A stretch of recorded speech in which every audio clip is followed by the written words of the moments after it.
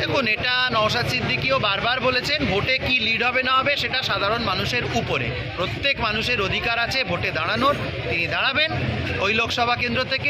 উনি এও বলেছেন দল যদি অনুমতি দেয় আমি দাঁড়াবো। এখন কি ভোটে লিড হবে তার থেকে অনেক বড় প্রশ্ন আইএসএফ সামনে এনে হাজির করেছে। একটা শুধু মাত্র নওশাদ সিদ্দিকীকে ডায়মন্ড হারবারে দাঁড়ালে কি পরিমাণ ভয়ের বিষয় আছে সেটা তো আমরা স্টেট গভর্নমেন্টের পক্ষ থেকে দেখতেই পাচ্ছি। তাছাড়াও যে কথাটা আমি আজ বললাম যে আজকে যে শাসক দল এত ভয় পেয়েছে তার একমাত্র কারণ, সবচেয়ে বড় কারণ, পঞ্চায়েত ভোটে এতগুলো সিট পেয়েছে। হ্যাঁ পেয়েছে, এটা একটা রেকর্ড।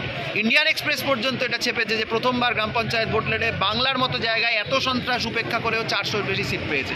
তার চেয়েও বড় যেটা বিজয় ইন্ডিয়ান সেকুলার ফ্রন্টের পক্ষে, সেটা হলো যে মানুষ যে কোনো রাজনৈতিক দলকে বিশ্বাস করতে ভুলে গেছিল। এখন মানুষ একটা দল পেয়েছে যাকে মানুষ বিশ্বাস করে। শুধু মানুষ কেন, এই দলের শীর্ষ নেতৃত্বকে 1 বছর আগে আমাদেরকে জেল খাটিয়ে এই শাসক দলও বুঝে গেছে যে এরাও ইন্ডিয়ান সেকুলার ফ্রন্টকে বিশ্বাস করে যে এরা কোনো দিন বিক্রি হবে না। অতএব এইটাই ওদের মেন ভয়ের জায়গা। তা তো দেওয়া হয়েইছে আমাদের পক্ষ থেকে, আইএসএফের পক্ষ থেকে। নওশাদ সিদ্দিকী ভাইজান যা বলার সেটা বলে দিয়েছেন। আমাদের হচ্ছে যে এরা যে কত বড় দুর্নীতি করছে বা করেছে এটা মোটামুটি বাংলার মানুষ সবাই জানেন। আমরা এখন সেটা কোর্টে প্রমাণযোগ্যতাটা একটা সময়ের বিষয়। সেই কোর্টে প্রমাণ করার জন্য দ্বিতীয় যে জায়গাটা বলার, কোর্টে প্রমাণ করার জন্য আমাদের ট্যাক্সের টাকা এত বড় বড় দপ্তরগুলো ইডি সিবিআই এরা আছে, এরা কি করছে? আমাদের ট্যাক্সের টাকা নিয়ে এতদিনও কনভিক্ট করতে পারছে না কেন? আজকে এত বড় বড় সমস্ত মন্ত্রীরা জেলে, এখনও দাঁড়িয়ে বিচারপতিদের পক্ষ থেকে বলা হচ্ছে যে তদন্ত এই সময়ের মধ্যে শেষ হোক, তার জায়গা আসুক। কারণ এরপরে তো আর বেশি দিন আটকে রাখা যাবে না। জামিনের জন্য তো তাদের পক্ষের, কারণ এটা যে কোনো মানুষেরই অধিকার যে বিচার প্রক্রিয়া চলবে কিন্তু জামিন পাবে। তাহলে জামিন যে দেওয়া হচ্ছে না, তার পেছনে গ্রাউন্ড যে তদন্তটা চলছে তার কবে শেষ হবে? তাহলে আমাদের ট্যাক্সের টাকা নিয়ে ইডি সিবিআই এত বড় বড় সংস্থাগুলো এরা কী করছে? কেন এরা এত বড় দপ্তর থেকেও এদের অভিযোগগুলোকে প্রমাণ করতে পারছে না? তো দিনের আলোর মতো ক্লিয়ার। তাহলে ভেতরে কি অন্য গল্প আছে? এই জিনিস কিন্তু সাধারণ মানুষ আজ নয়তো কাল তুলবেন। কারণ সিবিআইয়ের যে সাকসেস রেট আমাদের বাংলাতেও এর আগেও দেখা গেছে অত্যন্ত খারাপ, সারা ভারতবর্ষ জুড়েই খারাপ। অতএব শুধু অ্যারেস্ট করে একটা ভোটের বাজার করলাম, এটা করে কোনো লাভ হবে না। বাংলার মানুষ বিচার চায়। ভুবনেশ্বরের জেলের বাইরে তাদের থাকার জায়গা ছিল না, কে টিকিয়ে রেখেছে? এই থেকে শুরু করে যে কেউ কয়লা পাচার, গরু পাচার, বালি পাচার, পাথর পাচার, সোনা পাচার, ভাইপো এবং তার বাহিনী। ইডি ডাকে, আবার সিবিআই ডাকে, আবার ইডি ডাকে, আবার সিবিআই ডাকে, একবার ডাকে তো 3 বার নড়ে, 4 বার ঘোরে, ইত্যাদি ইত্যাদি। শেষমেশ প্রধানমন্ত্রীর স্যাংশন নিয়ে চলে গেল বিদেশ। সেটিং বুঝতে কোনো অসুবিধে হয়? কালকে মমতা ব্যানার্জি 42 জন প্রার্থী ঘোষণা করেছেন, আপনি শুনে রাখুন। তার মধ্যে অন্তত 5 জন বিজেপির নেতা তৃণমূলের ঘরে এমপির টিকিট পেয়েছে। অন্তত 5 জন, 2 জন প্রাক্তন সাংসদ, 3 জন বর্তমানের বিধায়ক, বিজেপির এমএলএ ক্যান্ডিডেট তৃণমূলের। আপনি মনে করছেন বিজেপি তৃণমূলকে ঠেকাবে? অসম্ভব, অসম্ভব।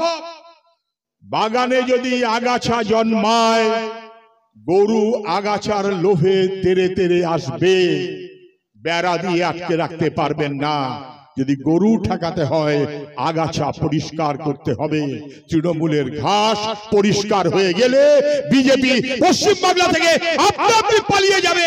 যতদিন জ্যোতি বসছিল, যতদিন বুদ্ধ ভট্টাচার্য ছিল, একটা গ্রাম পঞ্চায়েতের আসন যারা পায়নি তারা তৃণমূলের দয়ায় বিজেপি করছে, আর বিজেপির দয়ায় পশ্চিম বাংলায় তৃণমূল করছে। আমি কথা বাড়াবো না, আমি যেটা বলে আমার কথা শেষ করব সেটা হচ্ছে এই শাহজাহান, তার সঙ্গে শিবু, এসব নাম উচ্চারণ করতে আমার খুব খারাপ লাগে। তার সঙ্গে উত্তম, তার সঙ্গে কি সিদ্দিক, তার সঙ্গে কি সব আরো সব কি নাম ঘুরে ঘুরে বেড়াচ্ছে, সিরাজ, তারপরে এরকম সব আরো কি নাম ঘুরে না করে। প্রত্যেকটি গ্রামে 1 জন, 2 জন, 3 জন লুট, বেআইনি কাজ, জমির দলিল বদলে দেওয়া প্রচন্ড বেড়েছে। জমির দলিল বদলে দিচ্ছে সব টাকার বিনিময়ে, ভেড়ি দখল করছে, কেড়ে নিচ্ছে, মানুষের জীবন জীবিকা 12টা বাজিয়ে দিচ্ছে। এবং তারা মনে করেছে তারা শের, এবং তারা যেভাবে বলবে, পুলিশের কাছে কমপ্লেইন দিয়ে গেলে পুলিশ বলে যাও শিবুদার কাছে, যাও শাহজাহানের কাছে। আর আজকে নিরাপদবাবু বলছিল, পুলিশ এসে বলছে দয়া করে আপনারা আপনাদের কমপ্লেইন গুলো দিন। আমি বলছি অত দয়া ঠয়ার কোনো দরকার নেই। 1.5 পয়সার তৃণমূলের নেতারা যারা মাস্তানি করছেন, কেউ সান্ডাল হতে পারে আর কেউ সিরাজ হতে পারে। কান খুলে শুনে রাখুন, কান খুলে ভালো করে শুনে রাখুন। মুখ্যমন্ত্রীর সাধের অনুব্রত কেষ্টা বীরভূমের বাঘ। আমরা সেদিনই বলেছিলাম বাঘ হলে হয় থাকবে জঙ্গলে, না হলে থাকবে জেলে, খাঁচার মধ্যে, বাইরে থাকার কোনো সুযোগ নেই। আমরা সেদিনই বলেছিলাম। পিসি চেষ্টা করেছে, আর পিসির দাদা মোদিজি সেও চেষ্টা করেছে, মোদি দিদি মিলিয়েও ঠেকাতে পারেনি। বীরভূমের বাঘ জেলে গেছে, কেউ তাকে রক্ষা করতে পারেনি, পারবে না। এটাই মানুষের লড়াইয়ের গ্যারান্টি আমাদের দিতে হবে। ঠিক একই রকম ভাবে কান খুলে শুনে রাখুন, চারপাশে যারা আছেন, যারা মাস্তানি করেন, মানুষের উপরে আক্রমণ করেন, ঐক্যবদ্ধভাবে সে আক্রমণকে আমাদের রুখতে হবে। শুনে রাখুন, যারা মাস্তানি করে তারা সবচাইতে ভীতু, লেজ গুটিয়ে পালাবে। স্বাধীনতা নাকি সংগ্রামী, রয়্যাল বেঙ্গল নাকি টাইগার, শাহজাহান অথবা শিবুরা এখন একটু গুতো খেয়ে, রাজ্য সরকার অনেক চেষ্টা করেছে, পারেনি। সিবিআই এর গুতো খেয়ে পরপর পরপর নাম বলে দিচ্ছে। আর সিআইডি মাঝখানে হেফাজতে রেখে ট্রেনিং দিয়েছিল, বাবা সবার নাম বলো বলো, পিসি আর ভাইপোর নামটি দয়া করে বলো না।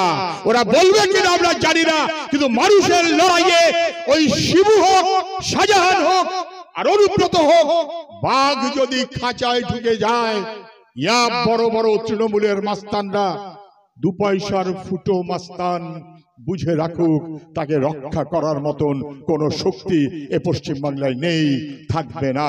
মানুষের অধিকারের লড়াইতে এগিয়ে থাকা সন্দেশখালী বুঝিয়ে দেবে। মানুষের ভবিষ্যতের লড়াইয়ের, আমাদের ছেলে মেয়েদের, আমাদের পরের প্রজন্মের, তাদের এগিয়ে চলার একমাত্র গ্যারান্টি লাল ঝান্ডা। এই লাল ঝান্ডাই সন্দেশখালীকে রক্ষা করেছে, গোটা বাংলাকে রক্ষা করবে। সে দায়িত্ব আপনারা পালন করতে পারবেন। গোটা বাংলা মানুষ আপনাদের কুর্নিশ জানাচ্ছে। সবাইকে অভিনন্দন জানিয়ে আমার কথা আমি শেষ করছি। ইনকলাব জিন্দাবাদ।